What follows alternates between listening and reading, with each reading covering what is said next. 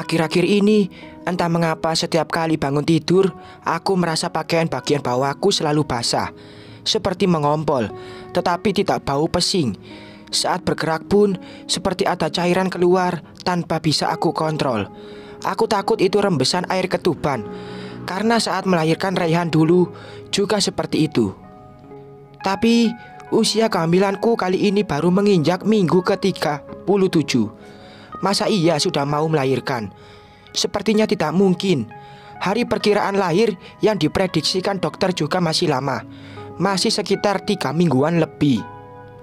Pelan-pelan turun dari tempat tidur, berniat mengganti dasterku yang sedikit basah. Dan aku kembali dikejutkan dengan cairan yang kembali keluar dari sela-sela paha. Cepat-cepat mengambil gawaiku, mengaktifkannya, kemudian segera menghubungi suami yang sedang bekerja. Tersambung, tetapi tidak ada jawaban.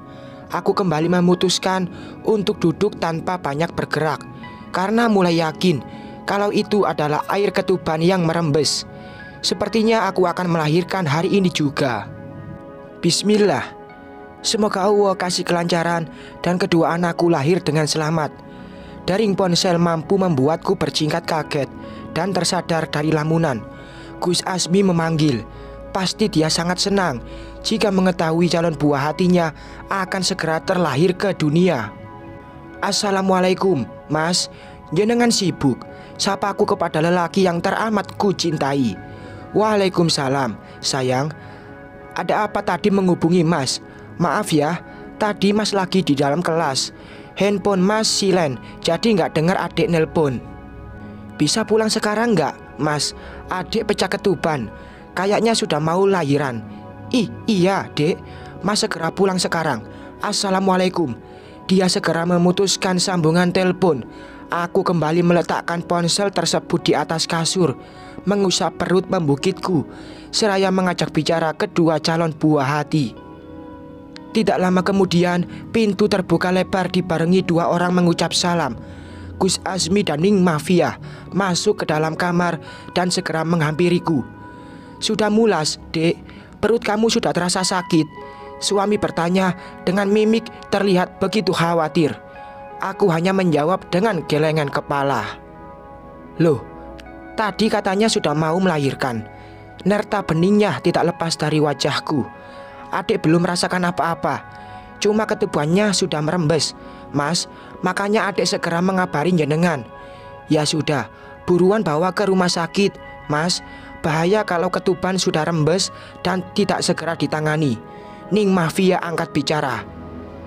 Gus Azmi segera membantuku untuk berdiri, membimbingku keluar menuju mobil dan segera membawaku ke klinik Dr. Firly. Bu, ini kayaknya ketubannya sudah mengering. Sebaiknya kita ke rumah sakit sekarang, biar dilakukan pemeriksaan lebih lanjut. Detak jantung kedua bayi ibu juga sudah mulai melemah. Saya khawatir terjadi sesuatu kepada mereka kalau tidak segera mendapatkan penanganan yang tepat. Ucap Dr. Firly membuat dadaku berdegup kencang. Air mata mulai menggelayut di kedua sudut netra. Begitu takut kehilangan calon anak-anakku. Mobil Gus Azmi bergerak cepat menuju rumah sakit ibu dan anak. Dia lalu segera keluar, membuka pintu, kemudian memapahku ketika sudah sampai dan berhenti di depan instalasi gawat darurat. Seorang perawat menghampiri sambil membawa kursi roda, membantu diri ini duduk, lalu segera mendorong masuk menuju ruang pemeriksaan. Silahkan berbaring, Bu, perintah suster, seraya membantu berbaring di atas brankar. Wanita berkerudung hijau stabilo itu menyibak pakaian yang sedang aku kenakan hingga seluruh perutku terlihat, dan dia segera memasang kardiotografi di perut yang berfungsi untuk mengukur denyut jantung janin serta mengukur kekuatan dan rahim. Sementara suami, aku lihat dia terus saja meremas jemarinya sendiri sambil mulutnya komat kamit merapalkan doa. Wajah teduhnya terlihat begitu tegang juga khawatir, karena ini momen pertama dia mendampingi orang mau melahirkan. Pukul 11 siang, perawat mulai memasangkan kateter urin juga infus di punggung tangan. Semua pakaian yang aku kenakan mereka tanggalkan dan diganti menggunakan pakaian khusus. sebab sebentar lagi akan masuk ke ruang operasi. Mas, adik takut, menggenggam jemari suami kemudian memeluk erat pinggangnya. Bismillah, sayang, insya Allah, Allah akan melindungi kita semua. Jangan takut, Mas akan selalu mendoakan kamu. Sebuah kecupan singkat mendarat di dahi. Aku mengangguk dan segera berpamitan untuk masuk ke dalam ruangan. Adik minta maaf karena selama ini belum bisa menjadi istri yang baik buat Mas. Sekali lagi memeluk tubuh suami, menumpahkan air mata di dada bidangnya. Sungguh, aku merasa sangat takut saat ini. Adik gak pernah berbuat salah sama Mas. Adik itu istri saleha. Dia membingkai wajahku dengan kedua telapak tangan, seraya mengunci netra ini dengan pandangannya. Setelah suami memberi izin, suster mendorong berangkar membawaku masuk ke dalam kamar operasi. Suasana begitu terasa panas di ruang tersebut. Walaupun air kondisioner menyala dengan suhu 16 derajat Celcius, mataku terus saja mengedarkan pandangan dan terhenti kepada jajaran alat medis yang ditutup menggunakan kain hijau. Gemetar, itu yang aku rasakan. 3 orang dokter dan 3 orang perawat masuk ke dalam ruangan, kemudian memindahkan tubuhku ke sebuah ranjang khusus, karena sepertinya operasi sektio keiser akan dimulai. Aku mengatur napas yang mulai tidak beraturan dan mencoba tenang. Apalagi ketika dokter mulai melepas baju khas rumah sakit yang sedang aku kenakan dan menyuruhku untuk berbaring miring sambil menekuk lutut ke arah dada. Dokter anestesi membersihkan area punggung tempat jarum akan disuntikkan dengan cairan antiseptik, lalu menyuntikkan obat anestesi ke dalam cairan cerebrospinal yang mengelilingi saraf tulang belakang. Setelah itu dokter berkacamata itu membantu meluruskan kakiku yang mulai terasa seperti kesemutan. Coba diangkat kakinya, Bu, perintah dokter anestesi, dan segera aku laksanakan. Kesemutan, Dok, tapi masih bisa digerakkan, sahutku. Iya, Bu, memang seperti itu. Dia menyunggingkan bibir, tirau hijau mulai dipasang di dada, dan kedua tangan ini mulai direntangkan, disalib, diikat sebelum akhirnya operasi sektio keiser dimulai. Kalau sakit bilang ya, Bu, dokter berujar lagi sambil terus menatap teman sewajarnya yang berada di balik tirai. Suara dentingan alat medis saling beradu mendominasi ruangan. Para dokter dan perawat asik berbincang entah apa yang sedang mereka bicarakan. Aku kurang paham. Sementara diriku masih saja dalam suasana ketegangan, walaupun tidak setakut saat baru masuk ke ruangan ini. Aku menghela napas panjang, menepis rasa itu jauh-jauh sambil membaca semua doa yang aku bisa, hingga akhirnya merasa dada ini seperti sedang dihimpit benda berat, sesak, hampir tidak bisa bernapas. Kemudian ucapan hamdalah diserukan oleh para dokter di ruangan operasi. Baby boy sudah keluar 1 ya, Bu. Dokter anestesi yang sedang memperhatikan teman-temannya berkata, Alhamdulillah, responku sembari menitikkan air mata yang sudah tidak bisa lagi dibendung. Bahagia karena akhirnya salah satu anak kembarku sudah lahir ke dunia ini. Suara tangis jagoan kecilku bagai menyulap rasa yang sedang bertengger di hati. Ketakutan yang sedang aku rasa hilang seketika mendengar tangisannya yang begitu kencang memenuhi seluruh ruangan. Apalagi ketika jagoan keduaku kembali lahir. Ya Allah, rasanya bagai mimpi. Apalagi ketika dokter anak membawa kedua bayiku mendekat, memberiku waktu sebentar untuk mencium pipi hangatnya, lalu mengambil gambar untuk kenang-kenangan. Kembar ketemu Abi dulu ya, Umi, biar diazani, ucap dokter seraya membawa kedua jagoanku keluar dari ruang operasi. Setelah proses operasi keiser selesai dilakukan, perawat membersihkan sisa yang masih menempel di tubuh, kembali memindahkan tubuhku ke atas brankar, kemudian membawaku ke pos anestetik care unit dan sudah boleh ditemani oleh suami. Kedua mata Gus Asmi terlihat berkaca-kaca ketika masuk dan melihatku sedang berbaring menggigil kedinginan hingga terdengar suara gigi bergeretak. Ingin berkata sesuatu pun, suara ini seperti tercekat di kerongkongan. Aku hanya bisa menatap wajah suami yang mulai basah oleh air mata tanpa bisa berucap kata. Cup. Sebuah ciuman yang cukup lama mendarat di kening. Aku merasa ada air hangat menetes di wajah. Gus Azmi kemudian mengusap pipiku sambil menangis tersendu. "Terima kasih sayang, terima kasih," bisiknya sambil terus mengusap kepalaku yang terbungkus nurskap.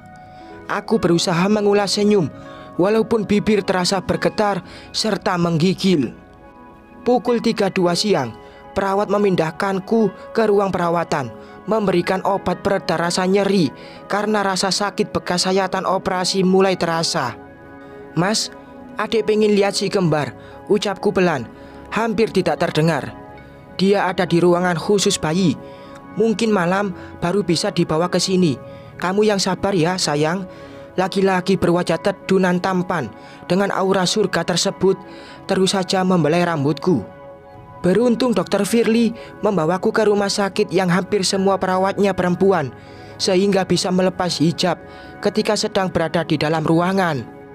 Esok harinya, suster melepas kateter urin, menyuruhku untuk belajar memiringkan badan dan berusaha turun dari tempat tidur. Jangan ditanya rasanya seperti apa. Penuh dengan perjuangan, karena hanya untuk bergerak saja badan terasa kaku, perut bagian bawah terasa nyeri. Pun ketika pertama kali menginjakkan kaki ini di lantai, bumi seperti miring, kepala kelinyengan disertai rasa mual luar biasa. Allahu Akbar, rasanya nikmat banget, Mas, ucapku seraya berpegangan tangan suami dan mencoba melangkahkan kaki perlahan. "Sabar ya, sayang." "Iya, Mas, perjuangan seorang ibu memang luar biasa. Insya Allah surga hadiahnya. Amin." Belajar berjalan dari tempat tidur ke toilet begitu penuh perjuangan. Padahal jarak antara ranjang dengan kamar mandi tidak begitu jauh, hanya sekitar 2 meteran saja. Tapi entah mengapa menurutku sudah seperti ratusan meter jaraknya. Hingga keringat sebesar-besar biji jagung menitik di pelupuk juga leher. Tangan dalam genggaman suami pun terasa begitu basah. "Alhamdulillah," ucapku ketika sudah sampai di kursi yang letaknya tidak jauh dari ranjang. Dengan sigap suami menarik beberapa lembar tisu dari boxnya, mengeringkan keringat yang mengucur deras di wajahku. Kemudian menyodorkan segelas air putih, juga mengupaskan buah jeruk untukku. "Lapar nggak, sayang?"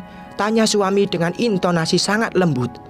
Aku hanya menjawab dengan gelengan kepala, meminta suami mengambil salah satu putra kami, memangkunya, dan memberi ASI bayi kembar yang diberi nama Sahir Al-Azmi dan Saher Al-Azmi, hingga keduanya kembali tertidur. "Assalamualaikum," terdengar suara Raihan mengucap salam sambil mengetuk pintu. Gus Azmi segera mengambil hijab, memakaikannya di kepalaku, kemudian segera membuka pintu. Wajah putra pertamaku begitu berbinar ketika masuk ke dalam kamar inapku dan melihat kedua adiknya yang sedang tertidur. Pun dengan Abah Yai dan Ning Mafia, karena mereka begitu menunggu si kembar lahir ke dunia, cucu laki-laki pertama di keluarga pesantren, calon penerus kakek serta abinya berjihad di jalan Allah nanti. "Selamat ya, Mbak. Seneng banget lihat si kembar udah lahir. Semoga Allah memberikan keberkahan kepada anak-anak Mbak Maila dan Mas Azmi. Dan kelak besar nanti, si kembar akan menjadi anak yang saleh. Dan semoga kalian sebagai orang tuanya dimudahkan, dikuatkan, dan dilancarkan dalam mendidik serta mengasuh hingga menjadi anak yang sukses dunia akhirat," ucap adik ipar seraya mencium pipi kiri dan kananku. Umi sudah tidak sabar ingin melihat cucu barunya. Tadi beliau minta ikut, tapi takut capek di jalan, jadi nggak kami izinkan. Umi titip salam buat Mbak, imbuhnya lagi. Waalaikumsalam. Amin. Makasih doanya, Dek. Dedeknya ganteng banget kayak aku, Mam, celetuk Raihan, membuat semua orang yang ada di ruangan langsung tertawa, terkecuali diriku yang harus menahan tawa, batuk, juga bersin. Karena area perut bagian bawah terasa begitu sakit jika melakukan 3 hal tersebut. Setelah 3 hari 3 malam berada di rumah sakit, dokter akhirnya mengizinkan kami pulang karena keadaanku sudah mulai kembali normal. Si kembar juga terlihat begitu sehat, walaupun lahir di minggu ke-37. Hingga kami diperbolehkan langsung membawanya. Bahagia sekali rasanya, karena hidupku sudah terasa begitu lengkap. Punya suami yang begitu saleh dan penyayang, 3 orang putra yang tampan-tampan, juga saleh-saleh, insya Allah. Maaf, Bu Mailah, ada paket buat ibu. Seorang santriwati menyodorkan sebuah bungkusan yang datang dari Jakarta. Penasaran, segera membuka amplop tersebut. Melihat isinya, dan ternyata surat undangan dari Abraham dan Andita. Alhamdulillah. Akhirnya pria berambut gondrong itu menemukan tambatan hati dan bisa melupakan diriku. Terima kasih ya Allah atas segala nikmat dan kebahagiaan yang selalu Engkau curahkan kepadaku. Terima kasih telah memberiku jodoh lelaki terbaik di dunia. Semoga saja kami bisa selalu bersama di dunia serta akhirat nanti. Tak akan ada lagi kata perpisahan, kecuali maut menjemput dan dipertemukan kembali di surgamu. Amin. Bersambung.